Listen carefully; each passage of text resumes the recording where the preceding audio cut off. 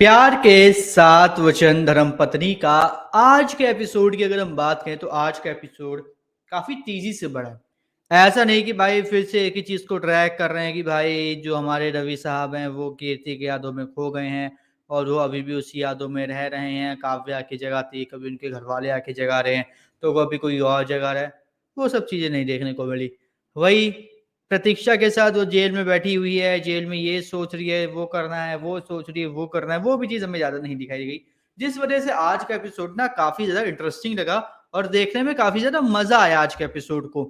और वहीं उसी के साथ-साथ क्या हुआ आज के एपिसोड में ना कहानी जो थी वो बहुत ज़्यादा तेज़ी से आगे बढ़ी है। तो हुआ ये कि भैया जहाँ से हम लोगों ने कल देखा कि चाची को पता चल गया है प्रतीक्षा की कि चाचा का एक्सीडेंट हो गया, तो भागते-भागते हॉस्पिटल में आती है। हॉस्पिटल में चाचा को मिलती है, बात-वात करती हैं देखती है क्या हाल है, वो पूजा-पाठ जो एक नॉर्मल सा होता है कि भाई साहब पूजा करेंगे, ये करेंगे, वो सब चीज़ें होने लग जाती हैं। और किंजल और पारुल चाची को सँभाल रही होती है, तभी मल्हार भी वहाँ पे आ जाता है। मल्हार पूछता है कि कैसी हैं?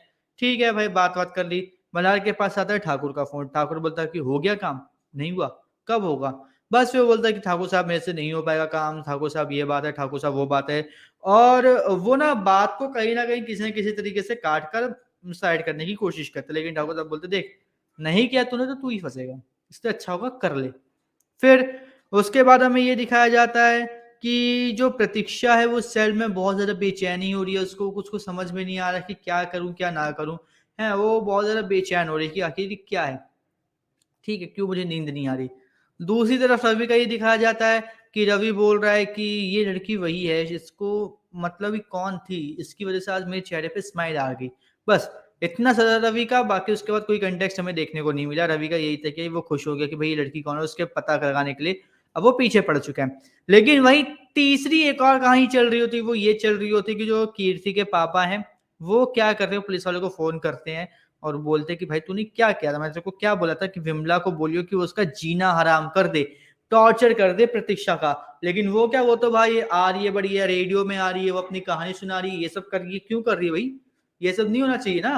तो उसको सुना दो, जाकर चुपचाप से कर जो मैं तेरे को कहा, वरना याद रखियो कि बॉर्डर के पास जहाँ पे लगातार जंग-वंग छिड़ती थी वहाँ पर, और क्या कहते हैं वहाँ पे जहाँ पर पानी पीने के लिए भी नहीं मिलता ना, वहाँ पर मैं तुझे तेरी पोस्टिंग करवा दूँगा, ठीक है?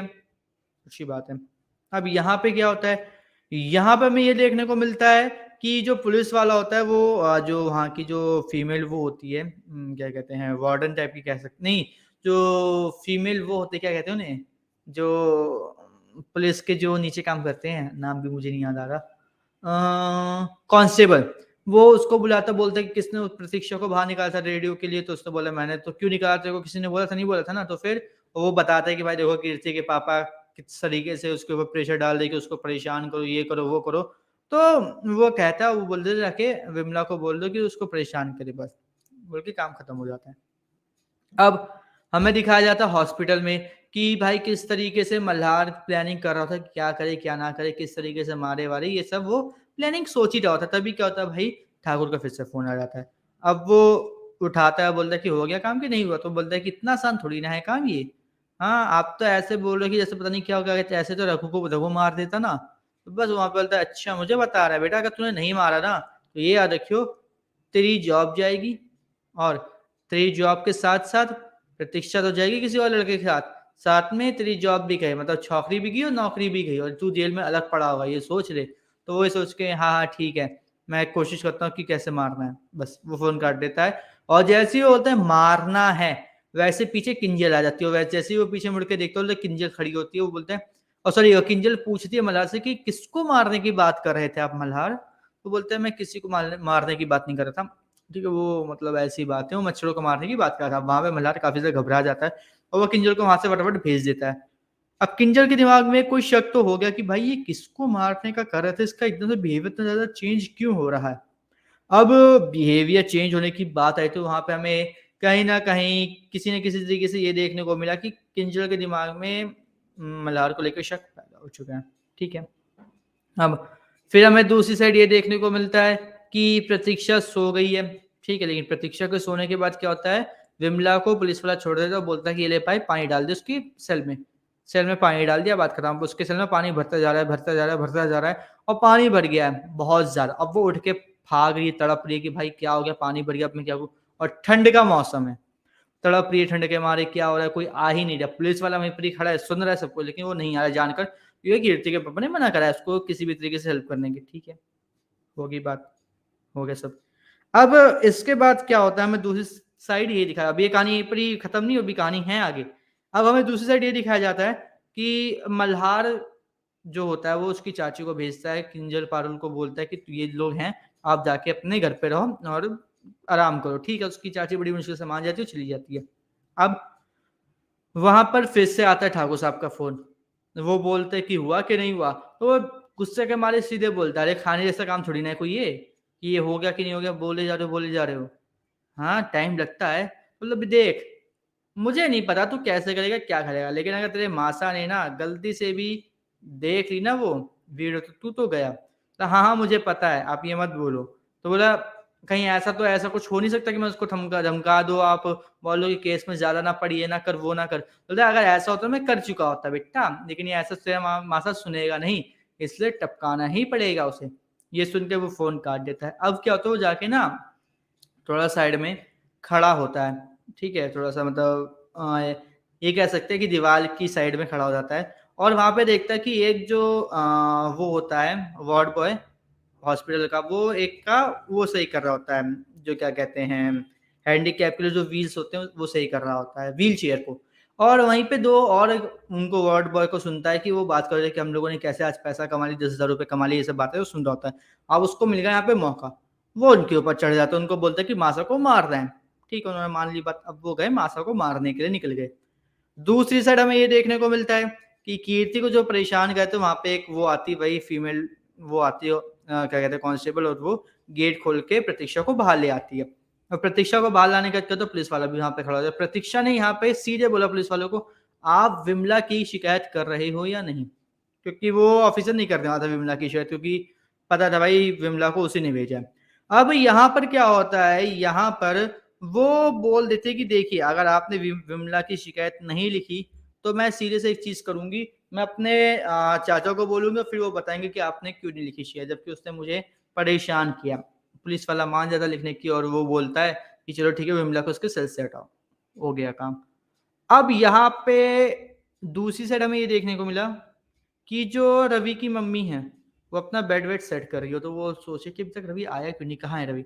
तभी कीर्ति की मम्मी का फ़ोन आता है, वो बोलती हैं कि देखो यार, ये इतना ज़्यादा परेशान कर रहे हैं, प्रतीक्षा को ऐसा करना सही नहीं है, ठीक है, अभी जो भी हो तो ठीक है। लेकिन वहाँ पे कीर्ति की रवि की मम्मी बोलती है कि नहीं, नहीं, बिल्कुल ठीक हो रहा है, उसके साथ ऐसे ही होना चाहिए, उसने आखिर कितनी मतलब ज़िंदगियों को बर्बाद किया है, हैं? कीर्ति तो गई, साथ में रवि का आज क्या हाल है, ये तो देखो, रवि के लिए क्या हुआ? तो वो बोलती है कि वो बिल्कुल ठीक कर रहे हैं, उनको ऐसे ही करने दो, अच्छी बात है। अब यहाँ पे वो क्या कहते हैं, वो बोलते हैं मुझे आपसे कुछ बात करनी है, ठीक है, ज़रूरी बात है, वो मुझे आपसे करनी है, लेकिन आज नहीं, जब हम मिलेंगे तब बात करेंगे। वो ठीक है, बात वहाँ पे कट हो गई। फिर रवि की अम्मी रवि को फ़ोन करती है कि कहाँ पर है तू? फिर रवि बताता है कि मुझे एक लड़की मिली, उसकी आवाज़ मैंने सुनी, बिल्कुल कीर्ति के तरीके है, बिल्कुल कीर्ति के तरीके उसकी सोच है, मैं उसको ढूँढूँगा, उससे पता करूँगा कि वो कौन-सी जेल में है, आखिर उसको कैसे पता है ये सब, ये बातें हो रही होती हैं। तभी क्या होता है, तभी उसकी मम्मी सोच रही थी कि बताओ यार, रवि का क्या हाल हो गया, अब तो वो किसी भी लड़की की आवाज़ सुन के कीर्ति की आवाज़ समझ रहा है, वो कुछ भी समझ रहा है, हर एक को अब कीर्ति समझने लगा है, वो ये सब सोचने लग जाती है। तो वो बोलती कि देख रवि, अब उस लड़की की तलाश-वलाश मत करियो, तो अब सीधे घर आ, और घर आके फिर हम लोग बात करते हैं, ठीक है, ओके, फाइन, खत्म सीन।